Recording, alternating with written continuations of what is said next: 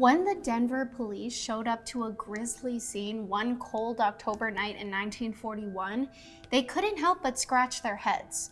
With no sign of a break-in and no evidence of any kind, it was as if their suspect had simply vanished into the night. What they didn't know, as they tried to figure out who their suspect could be, was that their attacker didn't resemble much of a man at all.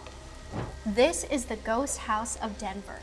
And today I'm making enchiladas. So Philip Peters was a retired railroad worker who lived in this cute white house on West Moncrief Place for over 30 years. He lived there with his wife Helen, and the two became empty nesters after their kids moved out to start families of their own. Peter and Helen were also musicians, and Peter was a member of the Denver Guitar Club, where he and his wife would teach guitar and mandolin lessons in their spare time. I love how in the 1940s, the way to make friends was by starting clubs of things you had a general interest in. Just some middle-aged bros vibing with their buddies and their guitars. So wholesome. In September, Helen fell and accidentally broke her hip, so she had to spend 5 weeks in the hospital to recover. Because it was the 1940s and gender roles were still a huge thing, Philip was pretty much helpless without Helen, and didn't know how to cook and clean for himself during those 5 weeks. Well, that and the fact that he's 71 years old. Aw, poor guy. So Philip's neighbors helped him out, and they switched off inviting him over for meals with their families. They'd also make sure he had a bunch of leftovers to take home for lunches that he could cook up the next day. But on the night of October 17th, when Philip didn't arrive at a neighbor's house for their scheduled family dinner, the neighbor got worried and called the police. The police got to the home and noticed that all of the doors and windows were locked. When no one answered the door, the police burst in and discovered the battered body of Philip Peters. He was super banged up, but there were no signs of anyone having broken into the house. It's as if the attacker had vanished into thin air. Detectives began digging into Philip's past to try to figure out if he had had any enemies. But along with the who and the why, the detectives would have the most daunting task of trying to figure out the how. How the heck did the person get in and out of the house when every door and window was locked? The detectives were quite literally dealing with a locked door mystery. And on top of that, they also had the near impossible job of delivering the news to little old Helen, who was still recovering from a broken hip in the hospital. No, Helen.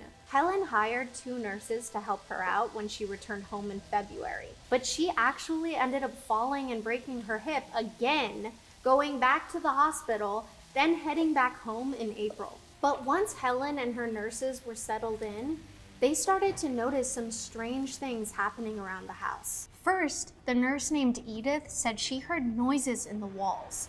She could also hear soft footsteps coming from empty rooms. The other nurse, Hattie, noticed that there were some things out of place. She also mentioned that the meals she set out on the trays for Helen seemed to rearrange themselves all on their own. But Helen was hard of hearing, and she didn't seem to notice any of these disturbances. Things continued to happen around the house, so the ladies began to tell the neighbors of their suspicions.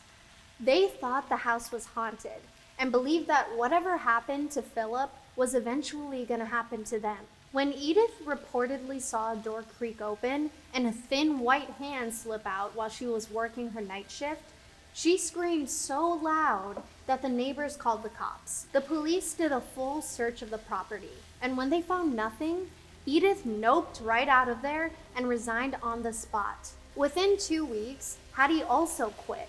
As she would tell the press later, "I wasn't gonna stay in no haunted house." Helen obviously was not about to spend a night alone in her haunted house, so she went to stay with her son in western Colorado, turned off her utilities to her home, and left it once again. Helen's next door neighbor to the now vacant home was named Mabel. When Helen moved out, Mabel noticed that the blinds in Helen's house were starting to change positions every time she looked at them, despite no one reportedly being in the house. But then police started to get reports from other neighbors who said they could see a silhouette walking around the house in the nighttime. But every single time the police responded to one of these calls, they found enchilada. For 5 straight days, 2 officers sat outside the house in a stakeout and watched with agonizing boredom as nothing happened.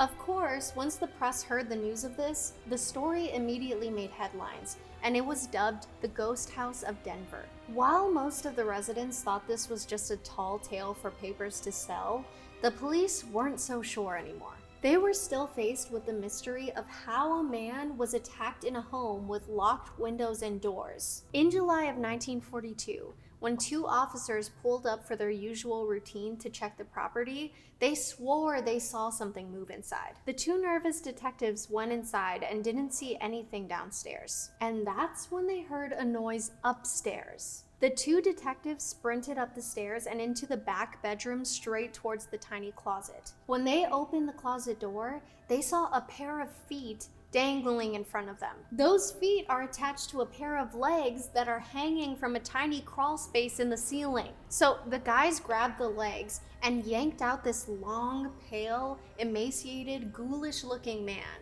The man was wearing rotten clothes that were held together with rope and had a .44 caliber revolver in his hand. He was 6 feet tall, and when they found him, he only weighed 75 pounds. They immediately arrested the putrid man and hauled him downtown for questioning. Initially, he lied about his name and who he was, but when the cops gave the man a hamburger, an apple pie, and a coffee, or as a high schooler would call that, the breakfast of champions, after that, the man was finally ready to tell his story. The man told officials that his name was Theodore Edward Coneys, and he would soon be given the nickname by the newspapers as the Spider-Man of Denver. Theodore told the police that he had gotten to know Philip Peters through the Denver Guitar Club when he was growing up.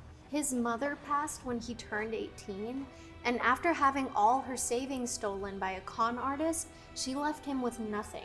The young couple noticed their new friend was struggling, so they often invited him over for dinner and offered him some company after his mother passed. They eventually helped Theodore get a job at a gas and electric company.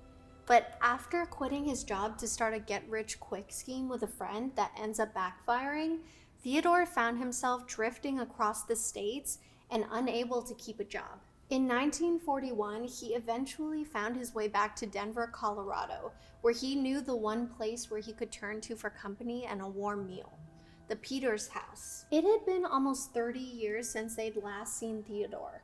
All he wanted to do was go to the Peters house, ask them for some money and something to eat. But when Theodore got there, no one was home, so he decided to go around back and poke around. He claimed that the back door was left unlocked, so he let himself in and grabbed himself some food from the kitchen. Trespassing is still trespassing, home skillet. Theodore said he spent a few hours snooping around inside the house when he decided to check out the upstairs bedroom. In a back closet that was being used for storage, he found a small panel that functioned as a little trapdoor to a crawl space in the attic. This crawl space was legitimately only the size of a coffin. And that's when he realized that this would be a warm place to stay for the winter, which is exactly what he did. For weeks, he laid in the attic and crept downstairs when Philip would go visit Helen in the hospital. He said he couldn't take more food than was noticeable and would take it back to his nest to eat it. Eventually, though, Theodore got bored and decided to play one of his new favorite games, following Philip around the house and shadowing his movements without him noticing. He said the game was fun and gave him a thrill. Despite the fact that Theo was getting comfortable, his stay was about to take a spicy turn. One day, when he thought Philip had left for the hospital, Theodore crept down for his usual icebox escapade. But Philip had been taking a nap and was startled awake by a noise in the kitchen. Theodore claimed in a split-second decision that he grabbed the old revolver from the wall and beat Philip until he stopped moving. Then he grabbed his food and went back upstairs. The dude ended up staying from October all the way through July. The police sent their teeniest, tiniest officer to go up inside the crawl space and have a look around. When the officer painfully squeezed himself in there and got a look around, he literally tossed his tacos. Because Helen had turned off the utilities, it was stanky up in there. Theodore didn't shower once during those 9 months. And I'll let you infer what he did to take care of his bathroom needs. It doesn't involve indoor plumbing. An officer said that a man would have to be a spider to be able to stand in there. And thus, the man, the myth, the legend was born. Theodore said that the very first time the officers investigated the home, they almost found him. He said he was sitting on top of the small trap door when the officers were pushing on it, and he heard them talking about how it would be impossible for anyone to fit through that space. According to him, his entire 9-month stay in that attic was a stay in hell. I've always wanted to vacation in hell. I wonder if they've got any brochures I could look at. First came the winter months in the attic, where he said his feet nearly froze off. He told them he'd never committed a crime before, not even a petty one, and then he slayed a man. Theodore was charged and convicted by a jury and was sentenced to life in prison with physical labor, which is where he would eventually pass away at the age of 84. When Theodore's sentence was read to him in court, he said that he finally felt safe knowing that he would have a better home than he'd had in years. He claimed that if Philip had never found him that day, he would probably still be alive. As he explained to the cops the day they brought him downtown, it was him or me. And that is the insane yet true story of Theodore Edward Coney's, the ghost house of Denver. Do you love how I had you go in there for a sec thinking that there was a real ghost slayer in history that you never heard about? I know. I just had to do it to you. Because just like a good enchilada, this story has layers. See you next time on Killer Bites.